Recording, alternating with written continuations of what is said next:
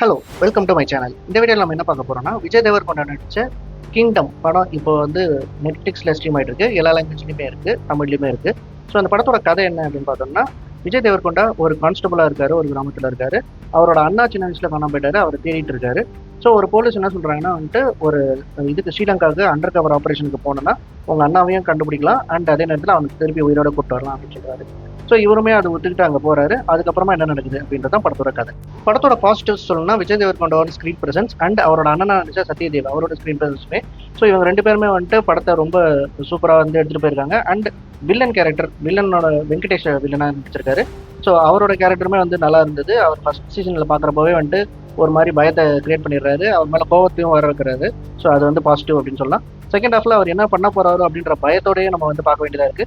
So அதுவுமே வந்து படத்துக்கு பாசிட்டிவ். அண்ட் படத்தோட மெயின் பாசிட்டிவ் அப்படின்னு சொல்லணும்னா, லவ் ஆங்கிள் அப்படின்னு சொல்லிட்டு எதுவுமே இல்லாமல், பாட்டு பெருசாக ஒன்றும் இல்லாமல் கரெக்டான ஒரு ரேஞ்சில் போயிட்டு இருக்கு.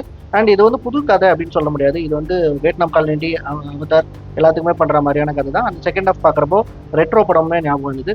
ஸோ இது எல்லாமே தவிர்க்க முடியல. பட் இருந்தாலுமே வந்துட்டு இவங்களோட ஸ்க்ரீன் பிரசன்ஸ் அண்ட் இந்த படத்தோட எடுத்திருக்கிற மேக்கிங் வந்து நல்லாவே இருந்தது. ஸோ அது வந்து படத்துக்கு பெரிய பாசிட்டிவ்னு சொல்லலாம். படத்தோட நெகட்டிவ் அப்படின்னு சொன்னா, ரொம்ப ப்ரெடிக்டபிளான ஸ்டோரி தான். செகண்ட் ஹாஃப் பார்க்குறப்பவே ஆரம்பிச்சதுலேருந்து தெரிஞ்சிருச்சு படம் எதை நோக்கி போகுது அப்படின்னு சொல்லிட்டு. நிறைய ட்விஸ்ட் வச்சிருக்காங்க, பட் எல்லாமே வந்து கொஞ்சம் ப்ரெடிக்டபிளான கதைக்கு ஏற்ற மாதிரியான ட்விஸ்ட் அந்த மாதிரி தான் வச்சிருக்காங்க. ஸோ இந்த படம் ஓடிடியில் ரிலீஸ் ஆயிருக்கு. ஓவராலாக சொல்லணும்னா ஓடிடியில் பார்க்கறதுக்கு ஒரு தரமான படம் அப்படின்னே சொல்லலாம்.